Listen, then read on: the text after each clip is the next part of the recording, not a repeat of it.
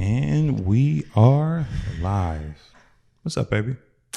Not much. I'm excited. This is our first episode. It really is, man. And if you're joining us, maybe you follow us on social media. We're glad to have you here. My name is Austin. Susie. And we're married. We're also business partners. We're parents. We're doing a lot of things. Yeah. But this is Wholesome Financials. Welcome to the Wholesome Financials Podcast.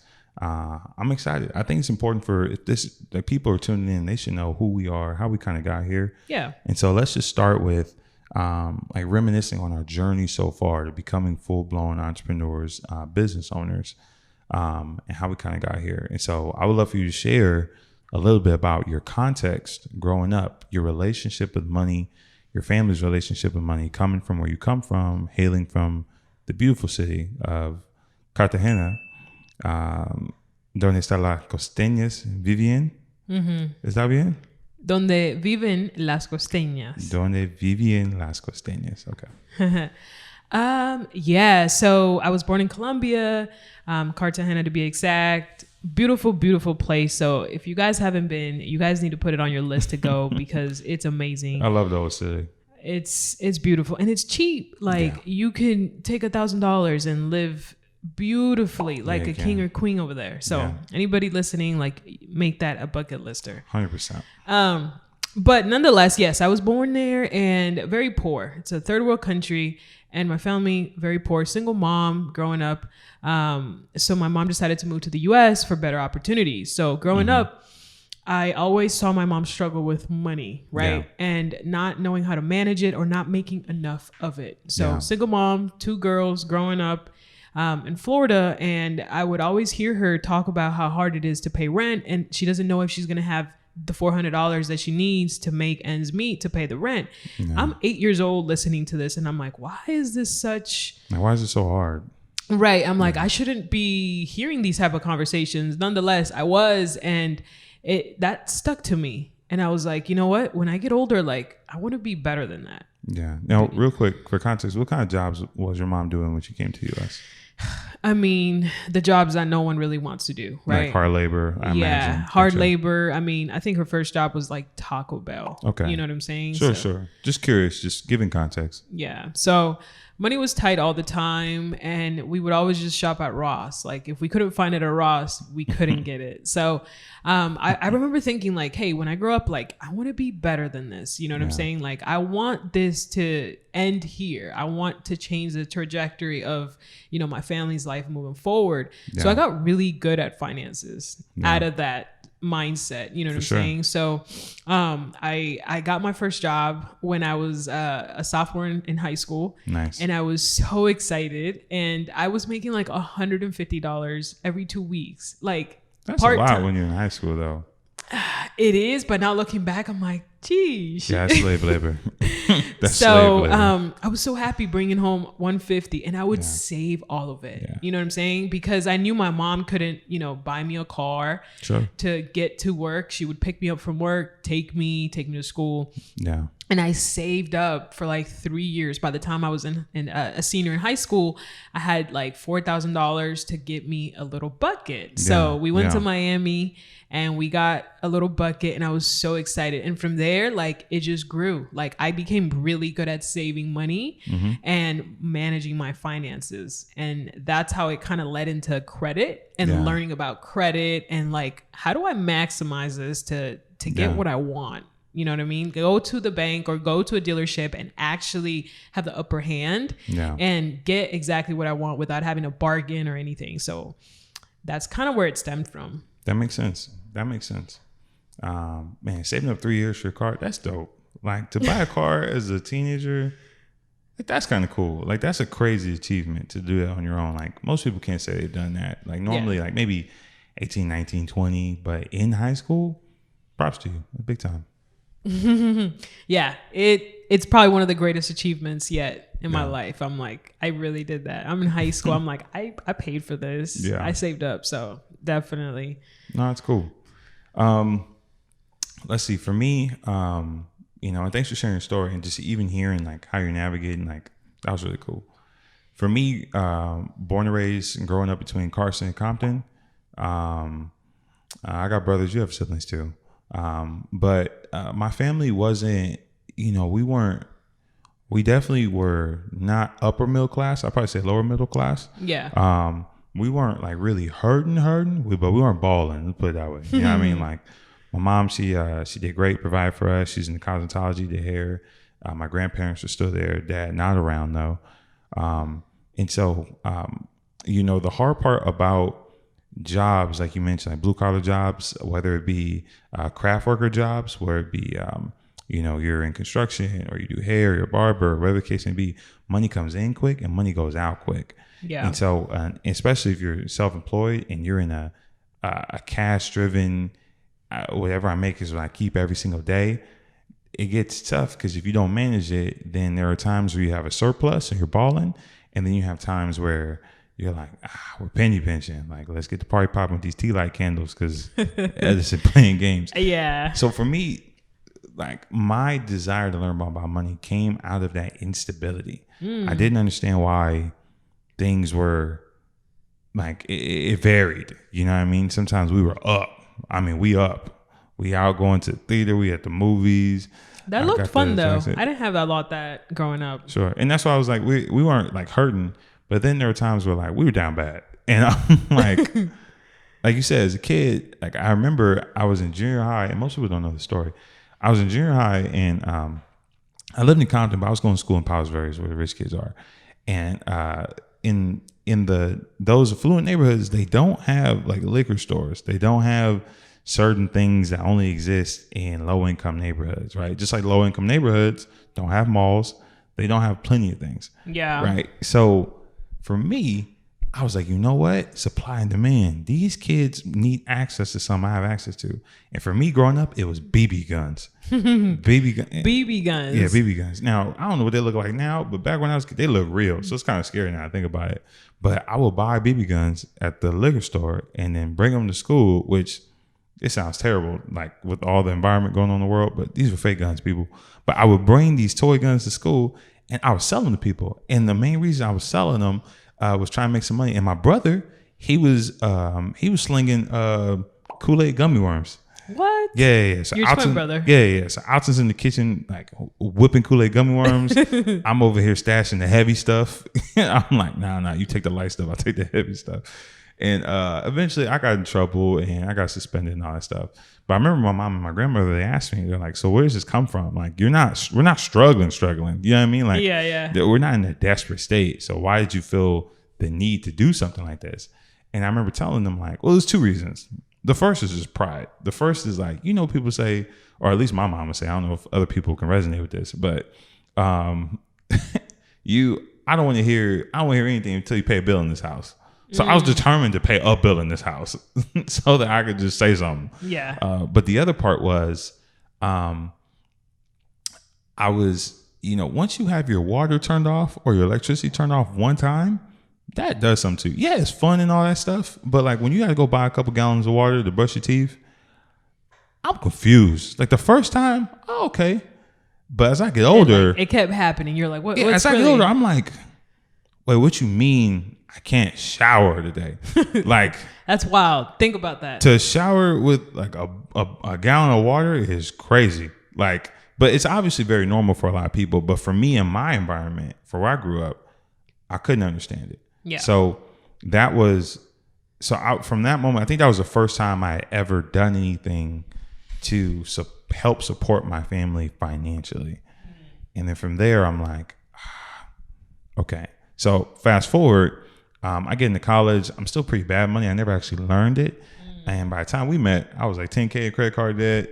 I'm just living. Yeah. It was bad. And I was determined to turn that around because I was like, we're not bringing that type of debt. That was one of the first things I think you asked me on our first date. Like, what's your credit score? Which, side note, y'all, look, if you're out here dating, like, that's a question you gotta ask people. Yeah. Because here's the thing. Like, you guys both can be bad with money. One person in the relationship has to be 100%. Good with money. You know what I'm saying? Because 100%. Otherwise. And then obviously the goal is to learn together, right? Like we've learned together and grown together. But yeah, absolutely. Somebody's got to be better. Exactly, because it's going to be a struggle. You know what I'm saying? Like I've seen people where they're both bad and it's all bad. You know what I'm saying? So I think me being the stronger one in the relationship as far as like the finances helped out. And I made sure that, when we got married, like we need to tackle this. This literally does not let me sleep at night. This debt is crippling. You know what I'm saying? And it wasn't that much. It was like $10,000. It was like, whatever. I mean, yeah, not including student loans, but yes, just strictly credit card debt, like dumb spending, 100%. Dumb. Yeah. Now, full context, like, no, it was dumb. It was dumb spending. Like, it was dumb. Yeah. And so, yeah, so that's kind of how we got to like being passionate about finances and trying to see. And then as we continue to dig deeper, learning like, man, there's power in this credit thing if you know how to work it. Because you, especially when you're a young adult, you're trying to figure out life. Like anything you need that you can't afford immediately, you need credit for. Absolutely, 100%. A house, a car, anything you cannot buy cash outright, you need credit for. And even if you can buy it outright cash, it might not be the smartest decision. So you still want to find some way to finance it. And most people, when it comes to financing, unless you have a crazy amount of collateral or your bank statement say you got buku dollars, you need a great credit score so that you can look at whatever financial institution you look for help for, and they can say, okay, this person is credible. And so I think for both of us, applying for apartments, things like that, like that's always a nerve-wracking thing. Like, are they going to accept? That's a horrible feeling. Like not knowing if you're going to get approved or not, knowing you have to move. Like that's terrible. You know how comforting it is to like know like my credit is so nice. Like I could have options. You know what I'm saying? Like I could live here, there, or anywhere. You know what I'm saying? And like you said, we're not talking about like, oh, can I get approved for that new Lambo? Like I'm talking about where I'm gonna sleep tonight. Like just the basics, like, just the human necessity. Like anybody like has like had to move apartments, and they're like, my lease is ending. Yeah, someone needs to accept me to their building, or I'm sleeping on the sidewalk. Like that type of credit stress. And I think that like triggered like I'm like, okay, no, we're not going back. Yeah, I'm exactly. No, that's interesting. That's funny. And so also to comment on, just our financial background, how we kind of got here as business owners and entrepreneurs. And so share a little bit about that on your side, like a little bit of your professional journey. I'll share a little bit of mine, and then we'll dive into the meatier topic today. Yeah. So I've always been quote unquote a hustler. Like ever since I was in high school, I was always selling stuff online. Like eBay was my thing. So I would resell. And I loved that. I loved like making profit off of just. Is eBay still alive? eBay is on and popping. Like eBay, it's a different demographic. It's a different demographic, but believe it or not, like they have better deals sometimes than Amazon. Like people sleep on eBay. Like I promise you, download eBay and we might need to go back and look into that. Yeah. So I was always trying to sell stuff. And growing up, I was like, I always want to like make my own money. I don't want to have to keep working. Yeah. So like that entrepreneur spirit was always within me. I was like, I don't know if I could do this 9-to-5 thing. You know what I'm saying? But I still needed to because I didn't know much about entrepreneurship. Right. But as I grew, I was like, okay, well, let me invest into Amazon FBA.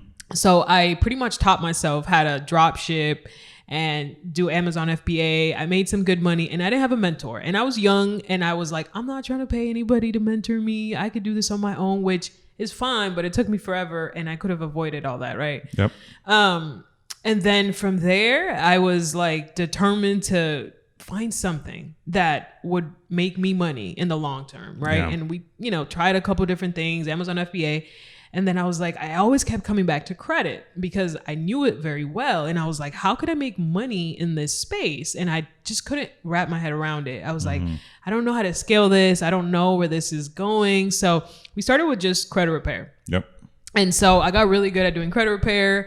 I fixed my own credit when I was young. Those little magazines that you can opt into, like those Nickelodeon magazines back in the day. Oh, magazines. Like you sign up and then they bill you on a monthly basis and they send you a new magazine. Oh, yeah. I think so I was into that. And of course I wasn't paying. I'm young, so had a collection. So I was like, I'm determined. We do not do this. So I took it off and I was like, I think I can help people do this.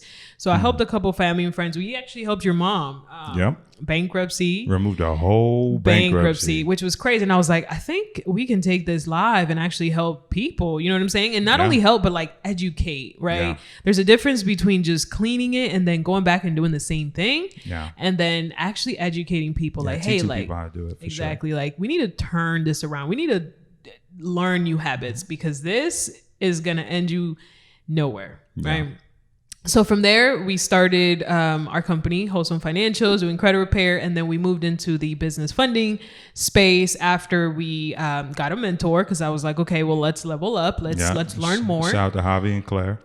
Shout out to Javi and Claire at, what's the academy name? ATMA Academy. Shout it out. And so we learned the business funding strategy and we use it for our business. We needed to scale and grow our business, buy inventory, all this stuff, and it worked. And so from there, we helped a couple friends and we're like, okay, there's proof of concept here. We can actually take this live. So we've been able to help other business owners, entrepreneurs do the same thing from this same knowledge that was given to us from our mentors. Yeah. So I 100% believe in mentorship now.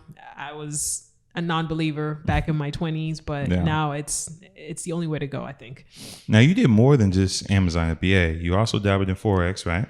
I dabbled in Forex. I know how to read charts. The thing about that is you have to have a lot of time and you have to be very consistent and very emotionally stable. Yeah.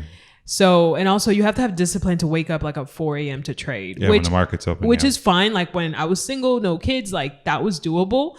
But I think with kids now, like it just wasn't a good fit. You know what I'm saying? But it's very profitable. Yes, it is real. People are millionaires off of trading or stocks or cryptos. Like it's a thing. And I think maybe in the future, once we are in a position to where we have more time to ourselves, I think I might dabble into it. Yeah. And then I also got into this. I got scammed too, obviously, along the way. Yep. I got into we'll talk about that in the future episode. We'll do the whole backstory. We'll lay it out loud and the pitfalls and how to avoid all that. But yeah. And then you also have background in bank compliance. So that's really cool. Like you've done a lot of different things. And so for me, like I hooped, I played basketball in high school and in college. I thought that I was going to go into being a pro hooper, at least overseas. I wasn't making the league, like, let's be honest. But I could have gone and played in Australia, maybe tried out in Germany or something like that. But just wasn't a fit. But from there, I went into full-time ministry. So I was a pastor for a couple of years, and that was a lot of fun. When we met, I was still working at the church, like I was still volunteering, and I was on staff there, and so that was it was great for a season.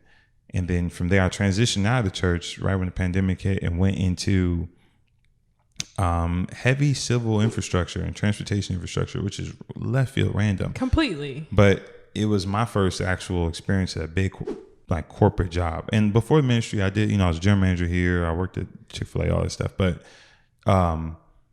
being in corporate was great. And I think when we started our family a couple years ago, it gave us a lot of great stability. But the goal was always to be business owners. Absolutely. Because the only way you can truly, I think, build wealth, you can do both, right? You can still keep your 9-to-5 job, but you have to have something on the side. Like your 9-to-5 job you can't put all your eggs in one basket, especially if you're trying to get to a point where you no longer have to work or you work on your own time. Yeah.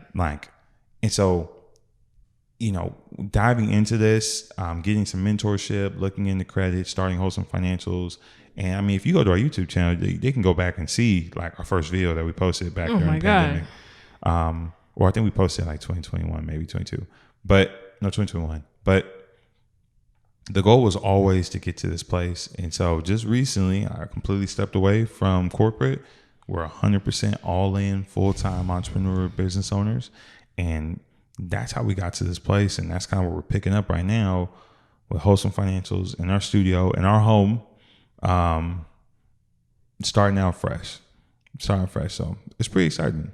I'm so excited. Like the possibilities are just endless. And I think the more we double down, the more we stay consistent, which we've already been doing, the better results, the more we learn, the more we can scale. I mean, I'm so excited. Yeah, me too. So we talk a lot about business funding. That's something that we're really passionate about. It's kind of how we got here. It's how we have all our studio equipment.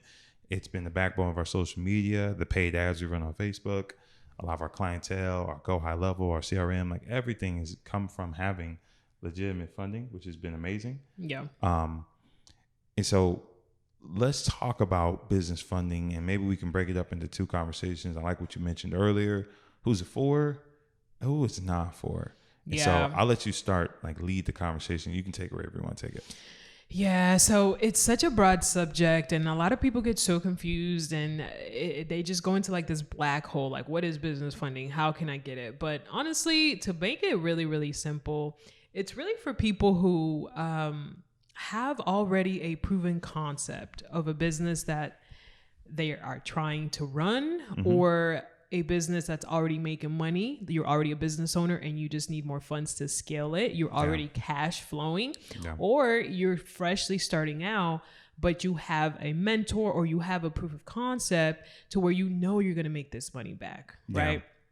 It's definitely not for anybody that's just doesn't have a plan. Anybody that's trying to get this just type like of money, figure it out. Like, let me get the loan and I'm gonna figure it out along the way. Like which I'm okay with that to some extent, but we have to have something at least written down, hours watched on YouTube of concepts, something. That's a good point, because a lot of people think, they hear that there's a common phrase of jump off the cliff and build your plane on the way down, which I get that, but that's not referring to like in order the parts for the plane on the way down.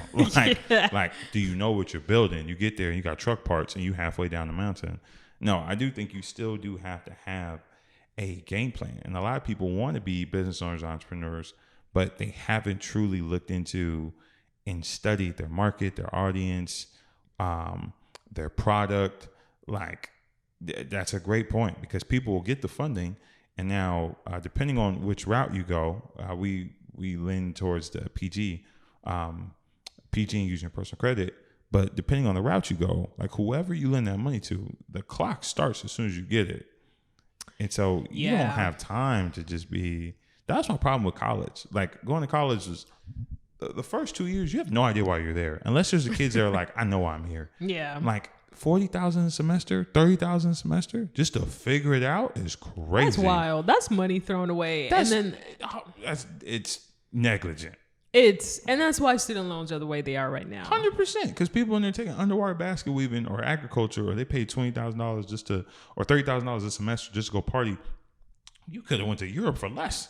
Anyway, that's just. But it's the same concept of like, I'm gonna take the money, and then when I get in there, I'm gonna figure it out. And I'm like, that's a bad business decision.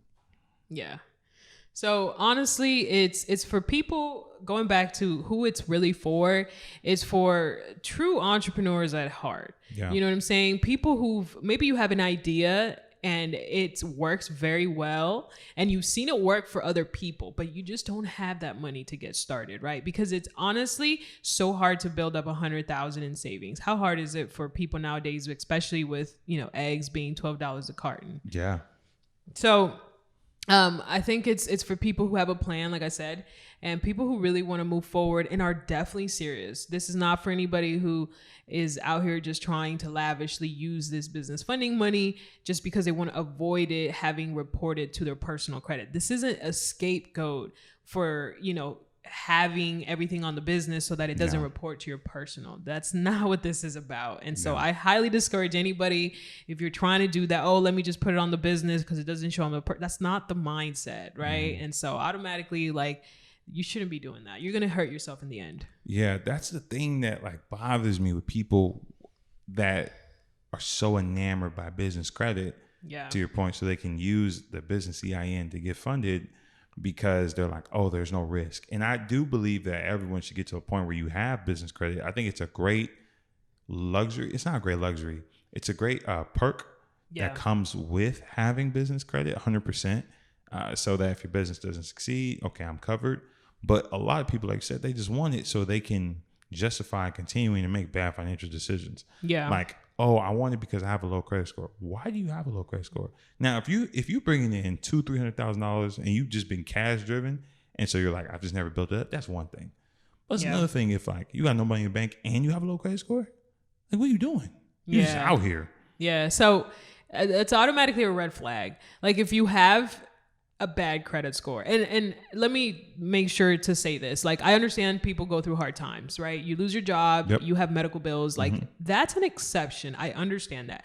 I'm talking about, negligence. You know what I'm saying? Like people not paying their bills, even though they have money in the bank account. You know what I'm saying? Like, what are we doing? Yeah. Those are the people that I should, maybe warn, like, hey, if you don't have the best of credit and you're trying to get business funding, there's a disconnect, right? Because if you haven't managed your personal finances correctly, what makes you think you're going to manage your business finances correctly? It's just something to think about, honestly. Yeah.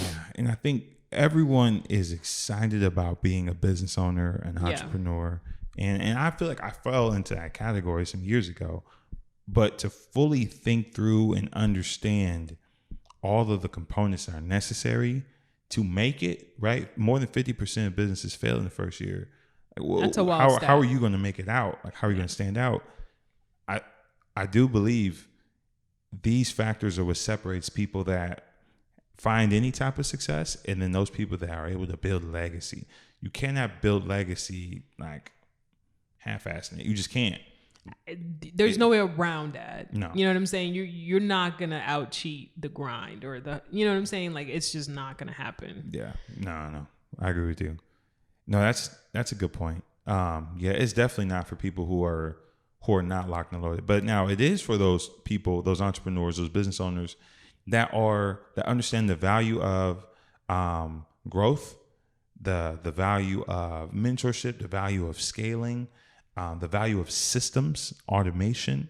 100%. Like, if you have that, and also I think a lot of discipline comes into that too. Like if you're disciplined and also value driven, like you mentioned, right? Like if the price of whatever coaching program is heavy on your brain more than the actual value, like we have to reconsider what we're doing, and we have to have that mindset shift, right? And that's what, because you're not going to make it. At some point, there's going to be a price that scares you. Yeah. And you're not going to see the value that the return on investment, the ROI from it, and you'll miss out, truthfully. And I did back, when I was in my 20s, I wasn't into the whole coaching thing. I wasn't into paying somebody else to teach me their ways, but I lost because I didn't do that. But now that I'm older and I'm wiser, like I understand the value of what that actually means and how much faster I could reach that 100%. Potential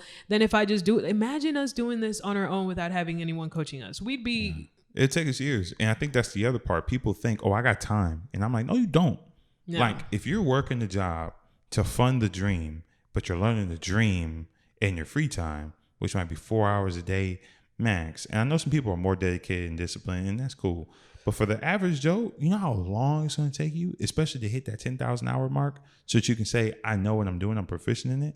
Like that's going to take forever. And that was another reason why we had to jump all in, because us kind of like, you know how long it takes us to get here? If I was still working like full time, we had to take the leap so that we can get more hours under our belt, get more no's under our belt, have more sales calls, mess up more systems, learn what's not working. The quicker you understand, the quicker you get to failure, the quicker you get to success. Absolutely. And so people don't get there quick enough. And then the results, like you said, it suffers. Results suffers, and then people quit.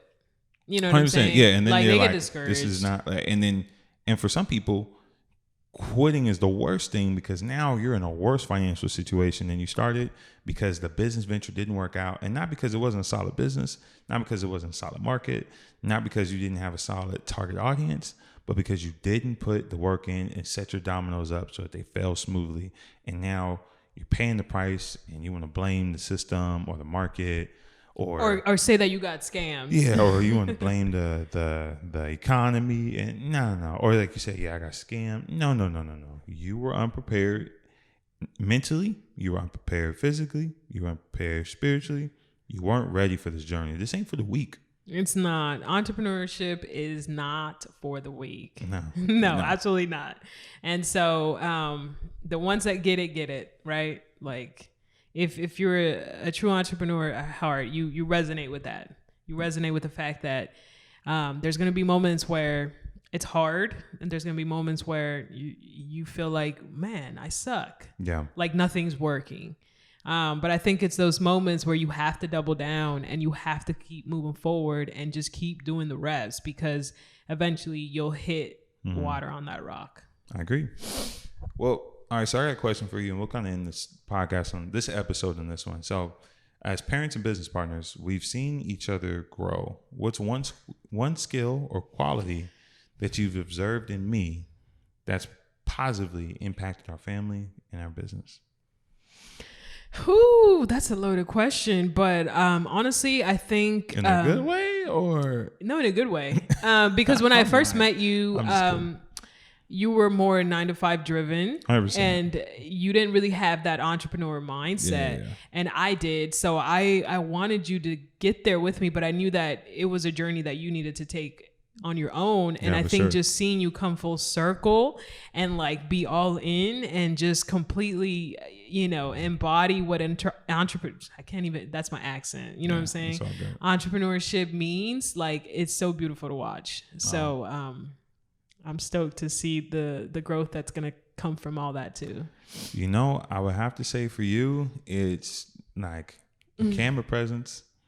When we started, you hated the camera. It was pulling teeth. I remember you were like, hey, can we just shoot like a 15-second video? Like, that's all I'm asking. And I was like, oh my God, because I'm a private person. Like, I don't care for you to see me. Like, let me make my money on the back end and you'd never have to see me. But again, that was a wrong mindset too, because I think in today's era, you have to have some sort of presence online. I mean, you don't have to, you're but missing it's easier. out. No, 100%. You're missing out on money on the table. You got to snag up that digital real estate.